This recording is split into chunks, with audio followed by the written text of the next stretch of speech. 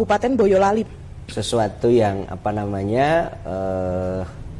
muncul kemudian harus dijawab, non tahapan seperti ini Bawaslu terus kerja apa? Iya, ngapain gitu kan Pak?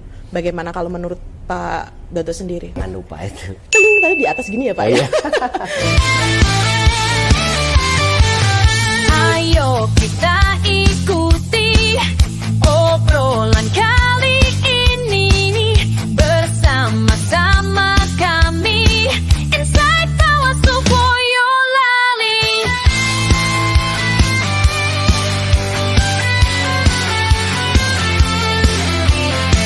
Inside Bawaslu Boyolali.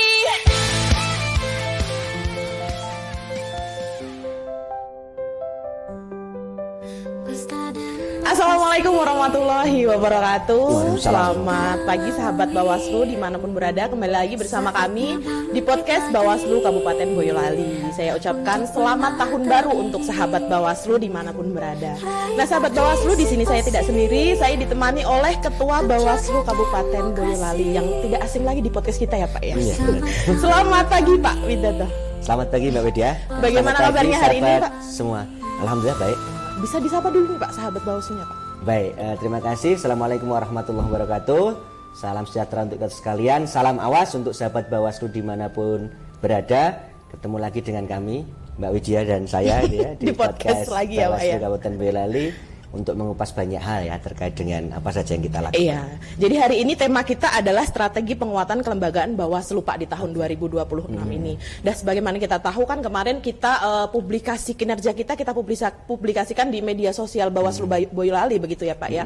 Nah kali ini kita akan mengangkat tema strategi penguatan kelembagaan Bawaslu tahun 2026. Nah sebelumnya saya ingatkan kepada sahabat Bawaslu untuk memfollow akun media sosial Bawaslu Kabupaten Boyolali hanya di @Bawaslu Kabupaten Boyolali. Jangan lupa itu. Tadi di atas gini ya Pak ya. Baik Pak, pertama saya akan menanyakan terkait strategi penguatan nih Pak. Ya yang pertama, mengapa tahun 2026 ini menjadi momentum penting Pak bagi penguatan kelembagaan Bawaslu khususnya di tingkat kabupaten begitu Pak. Baik, jadi begini kawan-kawan sekalian ya, bahwa kita tahu pasca tahapan pemilu tahun 2024 mohon maaf, dan juga pilkada tahun 2024 ini kan ada masa-masa di mana Bawaslu ini kan banyak sekali dipertanyakan oleh publik gitu ya, ngapain itu kalau pasca tahapan gitu, sehingga memang tahun 2025 kita sudah banyak berkegiatan dan kemudian kita terakhir kemarin sudah publikasi kinerja. Salah satunya tentu untuk memberikan informasi kepada masyarakat untuk menjawab pertanyaan dari masyarakat apa saja kita lakukan. Tentu di tahun 2026 ini juga kita akan melakukan hal yang sama. Maka tadi saya kira sangat relevan.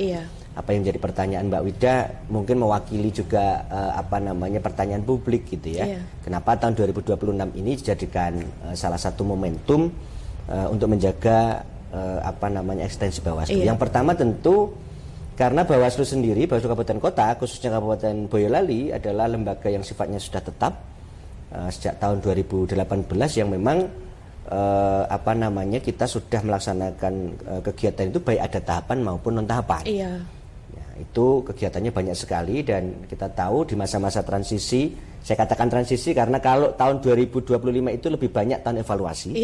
Tetapi tahun 2026 ini masa transisi mengingat nanti tahun 2027 sudah memasuki tahun tahapan untuk pemilu tahun 2029. Nah tentu di masa-masa transisi ini kita akan banyak melakukan satu kegiatan dan akan kita awali dengan melakukan evaluasi dan kami sudah sampaikan kepada Kepala Sekretariat sebagai penanggung jawab operasional di Bawaslu Kabupaten Boyolali bahwa evaluasi ini harus dilakukan secara terus-menerus menggunakan prinsip manajemen yang baik ya. Kemudian rencana kerja yang sudah disampaikan di awal tahun yang menjadi arah kebijakan kelembagaan. Setelah kemudian ada evaluasi ini tentu kita memandang sangat penting adanya satu konsolidasi internal Bawaslu. Mengingat kalau di kegiatan non tahapan seperti ini memang organ Bawaslu ini kan hanya kita, belum sampai ada di tingkat kecamatan, desa, iya, apalagi betul. tingkat TPS gitu. Sehingga momentum tahun 2026 ini meneguhkan kembali posisi Bawaslu bahwa Bawaslu ini tetap ada, tetap bekerja maksimal untuk menjaga demokrasi di Kabupaten Boyolali. Tentu dengan kegiatan-kegiatan yang akan kita selalu laporkan, kita informasikan kepada masyarakat. Baik, itu tadi transisi mungkin dari tahun 2026 ini ya Pak, karena mungkin 2027 kita sudah memasuki tahapan, begitu ya Pak ya. Baik, pertanyaan selanjutnya Pak, mungkin jika diterangkan Pak Ketua tadi, apa tantangan terbesar yang dihadapi Bawaslu Kabupaten Boyolali Pak dalam menjaga eksistensi dan kewibawaannya di luar tahapan pemilu? Baik, sekarang kalau ini ya Pak ya. Kita bicara masalah tantangan, ini kan tentu sesuatu yang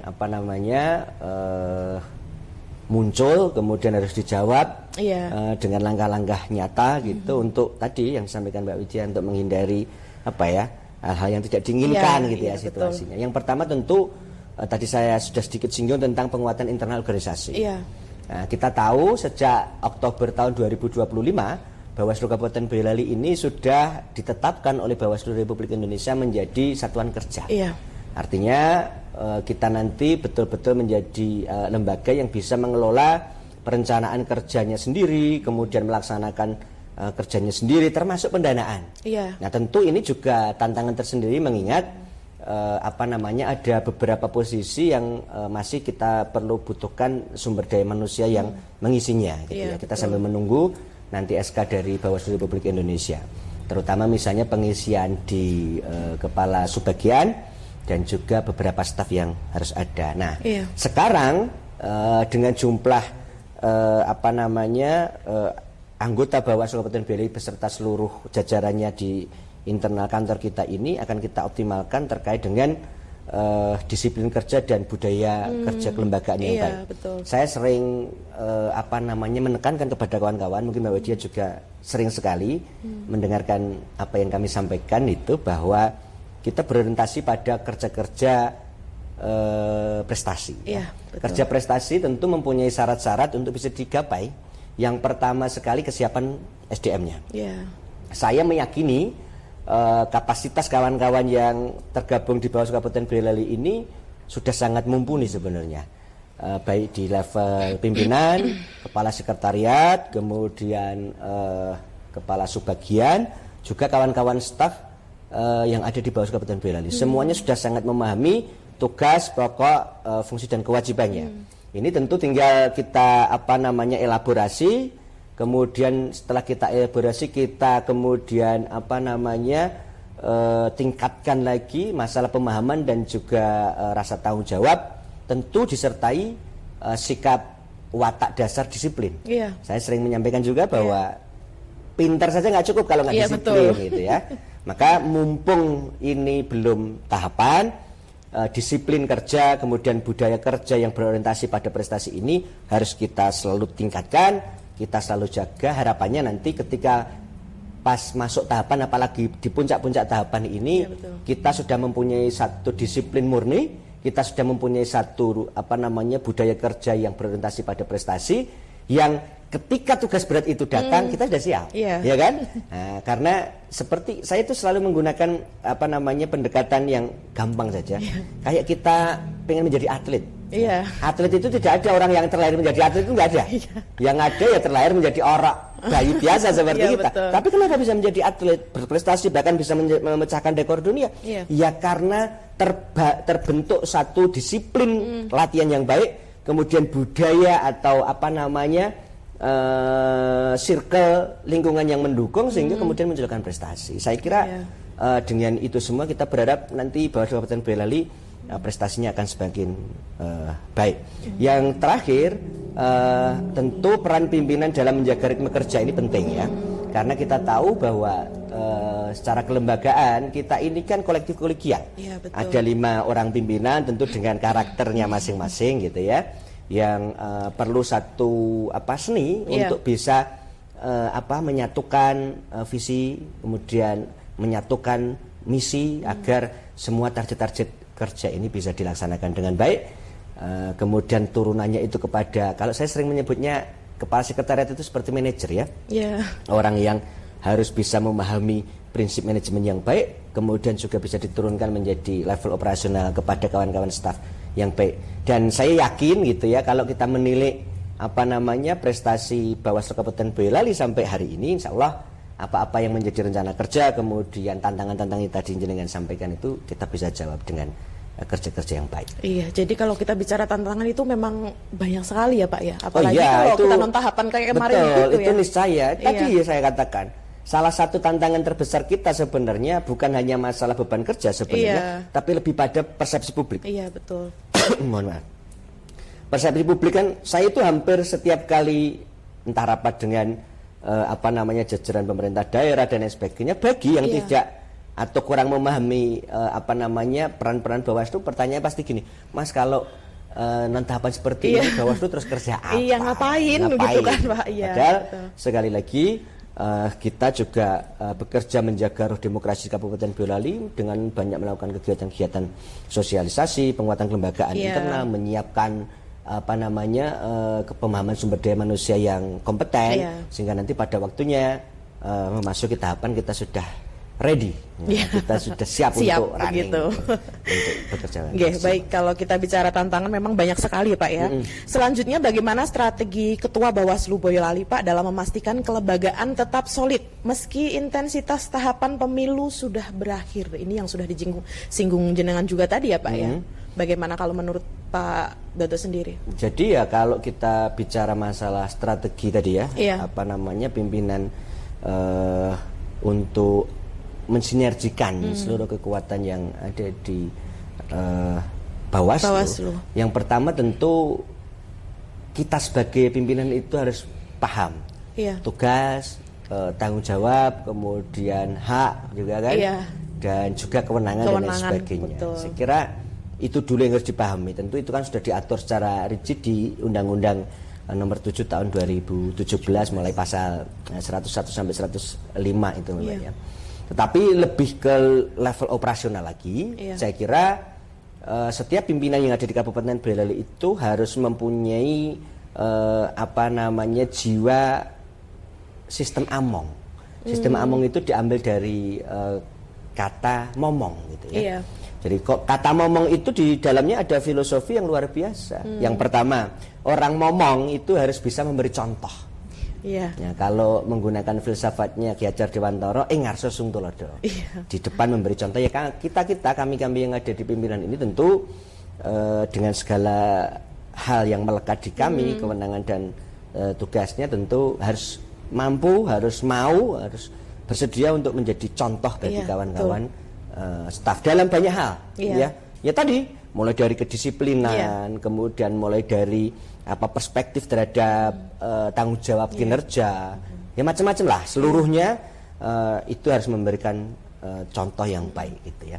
Kemudian yang kedua, kalau kita bicara masalah apa saja yang dilakukan pimpinan, kami itu sudah melakukan banyak hal. Kita tahu pembinaan internal di Bawaslu Kabupaten Boyolali ini kan setiap kali kita lakukan, bukan hanya setiap minggu, kadang tiap hari gitu. Dan saya sangat ucapkan terima kasih kepada Kepala Sekretariat Bawaslu Kabupaten Boyolali yang sering sekali gitu ya, tiba-tiba mengundang rapat secara resmi kawan-kawan staf untuk mendiskusikan, untuk merapatkan, bahkan kadang bicara hal yang sangat teknis yang kemudian melibatkan seluruh unsur staf yang ada di sini, sehingga kerja-kerja yang ada di Bawaslu ini bisa terdistribusi dengan sangat baik. Saya kira ini budaya yang perlu kita lakukan. Tidak hanya terpaku apa-apa yang menjadi keputusan pleno, karena keputusan pleno itu urusan kebijakan, tetapi di bawah itu urusan operasionalnya itu menjadi tanggung jawab Kepala Sekretariat beserta Kasubag yang mengampu itu untuk kemudian di-share. Dan banyak sekali gitu kan, seperti kita tahu sekarang misalnya yang baru kita laksanakan masalah penataan arsip, itu kan membutuhkan effort yang sangat tidak besar, sedikit tidak sedikit ya, kadang harus kawan-kawan lembur dan lain sebagainya gitu. Seperti itu Mbak. Iya, kalau tadi Pak Ketua sudah menyinggung sekretariat tidak harus pintar gitu Pak ya, tidak harus pintar saja begitu kan, harus taat dan mungkin ini ya Pak. Kalau kita bicara tentang sekretariat ya Pak, dalam konteks penguatan kelembagaan, seberapa penting peran sekretariat sebagai tulang punggung teknis dan administrasi Bawaslu Pak, khususnya Bawaslu Kabupaten Boyolali ini sendiri Pak, begitu? kalau kita bicara masalah seberapa penting, Iya. itu bukan hanya kalau saya itu tidak bisa mendikotomi sebenarnya. Iya. Kalau kita bicara masalah organ, ya, Iya. saya itu mengistilahkan, menganalogikan bahwa kelembagaan Bawaslu ini yang terdiri dari pimpinan dan jajaran sekretariat itu dalam seperti satu tubuh. Iya. Jadi kalau kita satu tubuh itu misalnya kaki tersandung, mata Semua. yang menangis gitu ya, yang merasakan sakit kulit gitu ya. Kalau di Al-Qur'an itu yang merasakan sakit ternyata kulit gitu ya. Nah itu saya menganalogikan seperti itu sehingga tidak bisa mendikotomi atau memisahkan peran-peran antara ini pimpinan ini staf. Pimpinan tanpa ada satu teamwork yang bagus ya tidak bisa jalan, ya. Apalagi jumlah kami cuma 5 gitu, dan tentu kami juga banyak keterbatasan kaitannya tentang hal yang sifatnya sangat administratif dan operasional. Iya, Contoh betul. yang paling gampang gitu ya, misalnya kita kok diminta untuk cara membuat laporan pertanggungjawaban dana gimana ya, kita nggak paham teknisnya kayak apa karena bukan menjadi tanggung jawab dan kewenangan kami. Maka kalau pertanyaannya Mbak Widya tadi seberapa penting, sangat penting. Sangat penting. Ya, sinergi antara pimpinan Bawaslu dengan sekretariat itu sesuatu yang sifatnya holistik, sesuatu yang sifatnya tidak bisa dipisahkan oleh apapun, karena kelembagaan Bawaslu itu memang terdiri atas unsur pimpinan ya, mengambil kebijakan dalam konteks melalui rapat pleno, operasionalnya itu menjadi kewenangan kepala sekretariat dan jajaran. Nah ini yang perlu saya tekankan juga. Maka kalau ada yang mendikotomi, dan insya Allah di Boyolali nggak mungkin ada itu ya. Iya. Nggak mungkin kita pisahkan itu, karena memang nggak mungkin. Sebaliknya sekretariat juga tidak boleh merasa paling penting gitu. Karena sekretariat itu menjalankan kerja-kerja operasional berdasarkan mandat yang putuskan melalui rapat pleno pimpinan. Betul. Maka itulah pentingnya. Kalau di dalam bahasa undang-undang, sekretariat itu merupakan mempunyai fungsi sebagai fasilitator, memfasilitasi kerja-kerja kelembagaan Bawaslu yang diputuskan melalui rapat pleno. Oh, begitu. Seperti itu. Karena kita memang satu kesatuan ya, Satu Pak. kesatuan. Ya? Betul. Iya. Nah, tentu di dalamnya, Mbak, kalau kita bicara masalah kesiapannya, ya tentu harus kawan-kawan tertantang untuk lebih profesional. Ini kan sesuatu yang sampai jenengan nanti pensiun tidak boleh lupa kami ingatkan. Iya, betul. Ya kan? Karena tidak ada batasan. Yang namanya profesional itu berhenti pada titik ini, nggak ada. Iya, betul. Karena tantangan zaman, tantangan pekerjaan, tantangan teknis, tanggung jawab itu kan juga tiap waktu berjalan dengan sendirinya. Gitu. Kemudian yang kedua, kita harus menciptakan satu sistem kerja yang efisien dan akuntabel. Ini mengingat kita ini sebagai lembaga publik yang selain bertanggung jawab kepada jajaran di atasnya, kita bertanggung jawab langsung kepada masyarakat. Maka mungkin perlu saya ulas juga, itulah pentingnya ada PPID itu ya, ada satu sistem pengumpulan berkas-berkas administrasi yang kemudian terklasifikasi, yang kemudian disampaikan langsung kepada masyarakat, baik secara langsung maupun melalui media yang kita miliki bernama PPID ini, menjadi tanggung jawab kita untuk disampaikan hasil kinerja kita. Iya, betul. Ini loh Mbak Widya, bahwa tiap hari datang ke kantor, buktinya ada,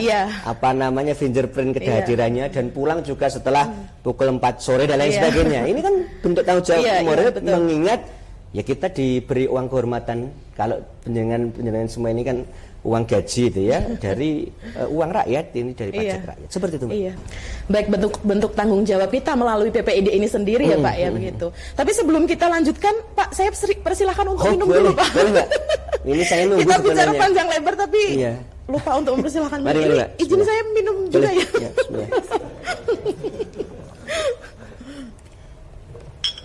Ini pasti buatan Mas Tova ini. Tehnya mantap ini.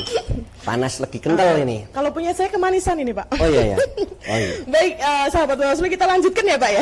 Baik, ya, Mbak. Tadi sudah kita singgung terkait tanggung jawab, mungkin tugas kewenangan dari Bawaslu sendiri sampai dengan tanggung jawab sekretariat begitu ya, Pak ya.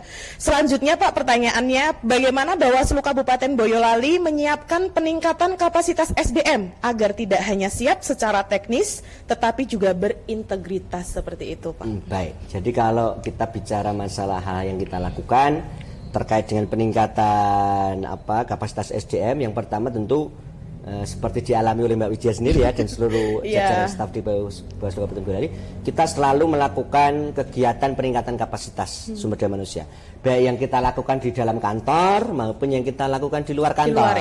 Walaupun jumlahnya sedikit itu ya, padahal pengennya banyak ya. Gitu. Ya karena memang itu penting gitu ya. Peningkatan kapasitas bisa dilakukan kapan saja sekarang ini dan oleh siapa saja.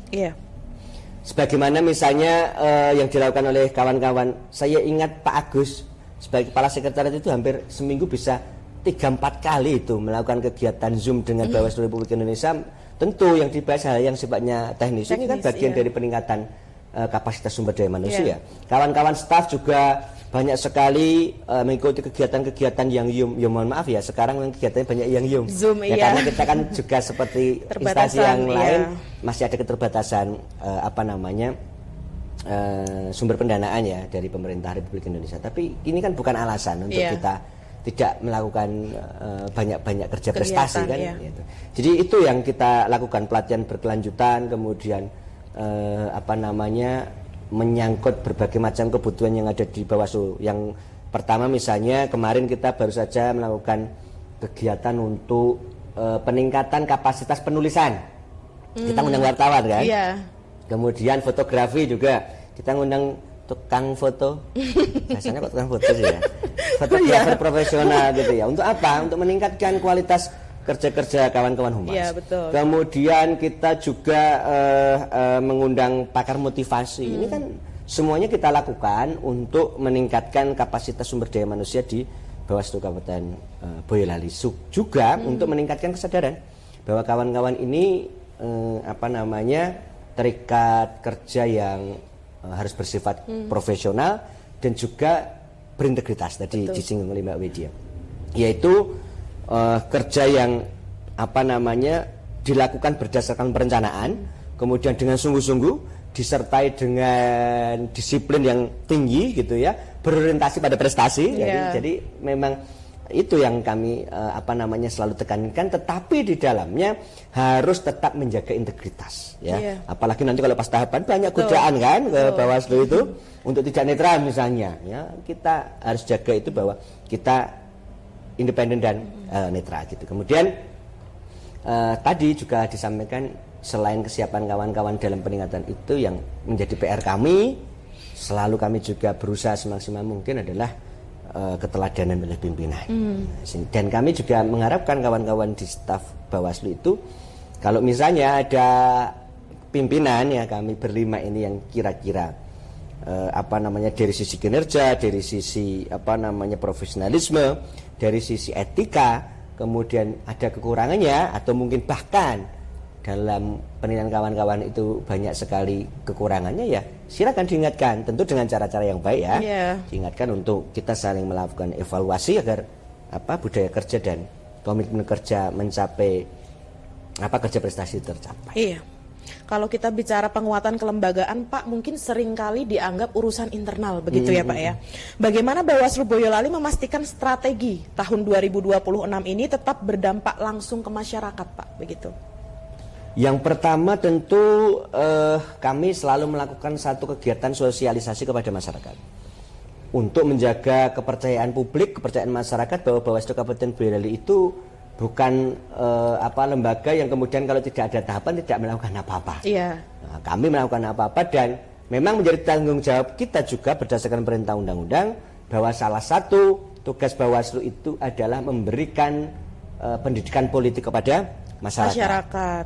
Yang kita selalu lakukan itu melibatkan unsur-unsur masyarakat, baik yang kita lakukan dengan cara mengundang, kalau yang kegiatan langsung maupun kita menghadiri acara-acara di sekolah-sekolah, kemudian di kampus, kemudian di kelompok-kelompok masyarakat yang selalu kita lakukan. Kemudian kita juga membentuk Saka Adiasta Pemilu. Ini kan bagian kita menyiapkan generasi muda untuk melek demokrasi.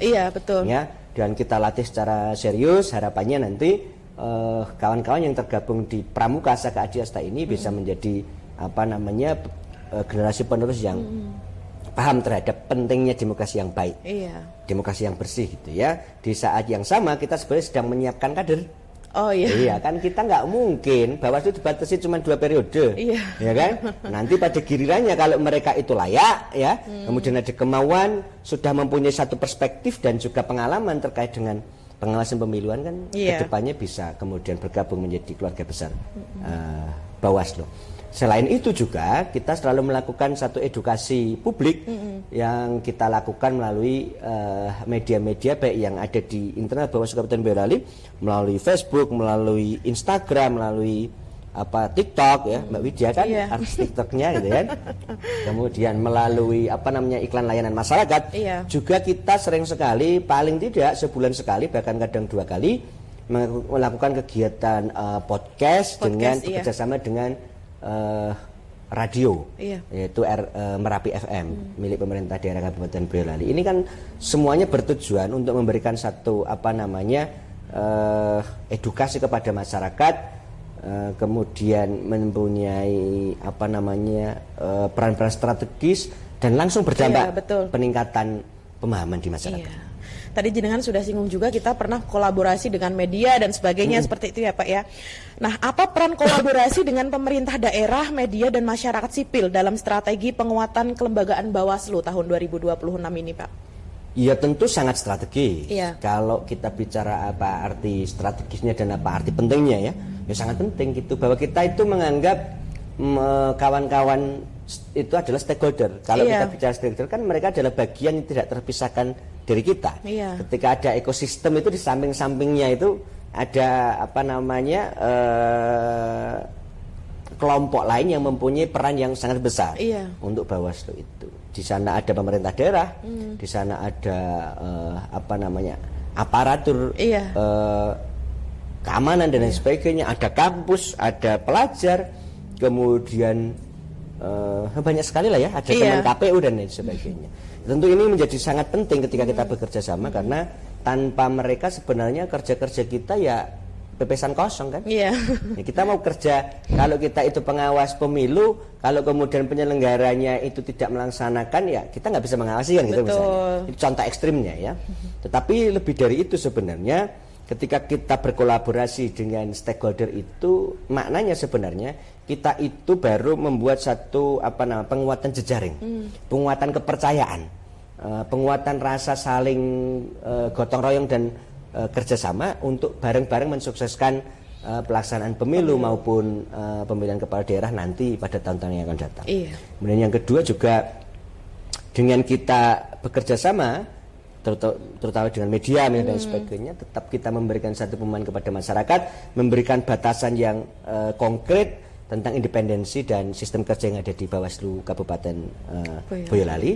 Tetapi ada syaratnya sebenarnya, bahwa kita siap bekerja sama dengan siapapun, tetapi kita tetap harus menjaga independensi dan tidak boleh terintervensi oleh kepentingan apapun dan oleh siapapun. Itu batasannya. Kalau ibaratnya kita kelembagaan Bawaslu itu fondasi bangunan yang kuat seperti itu Pak ya.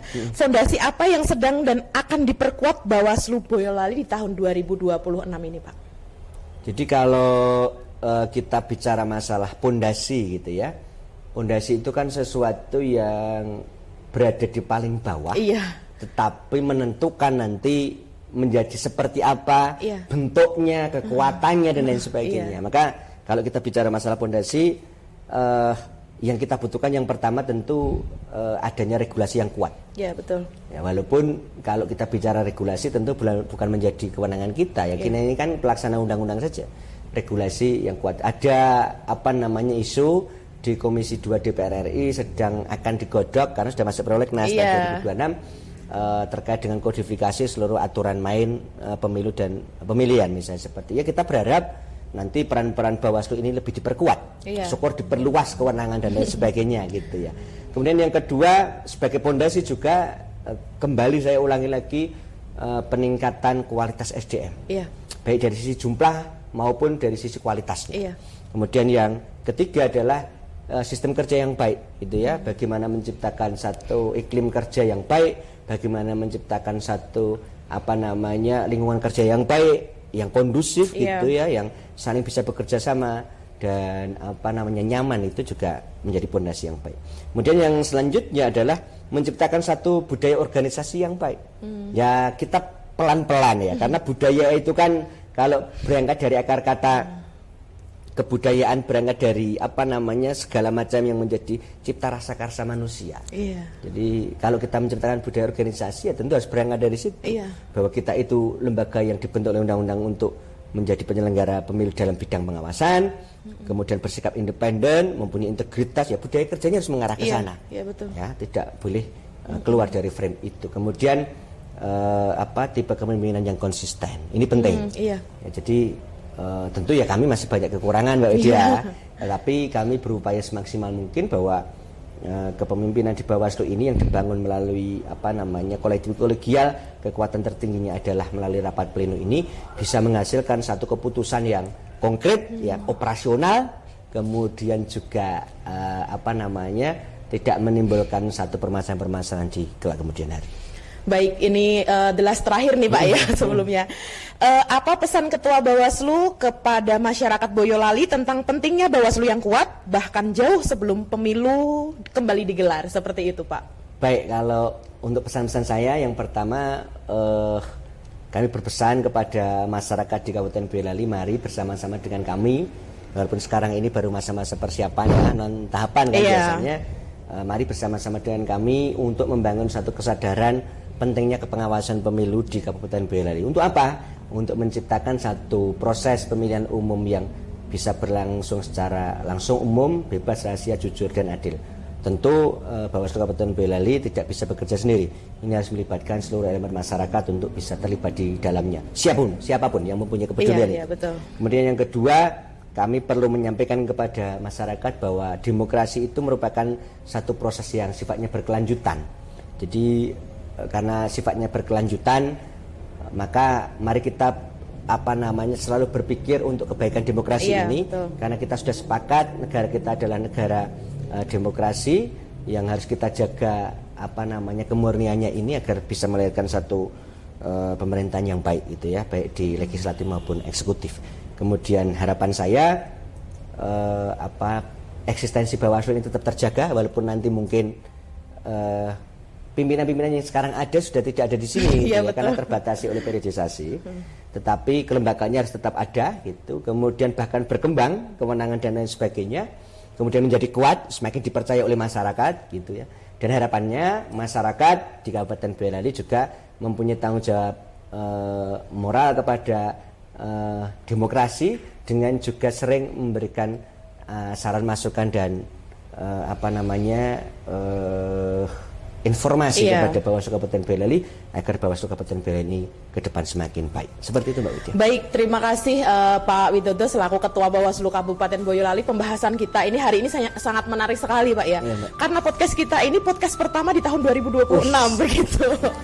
Nanti akan ada podcast lagi selanjutnya begitu ya Pak ya. Terima kasih untuk Pak Ketua, semoga selalu sehat dan tetap semangat. Siap, begitu ya Pak ya. Bersama rakyat awasi pemilu, bersama Bawaslu tegakkan keadilan pemilu. Assalamualaikum warahmatullahi wabarakatuh. Partisipasi untuk jaga demokrasi, bersama-sama kami Bawaslu Boyolali.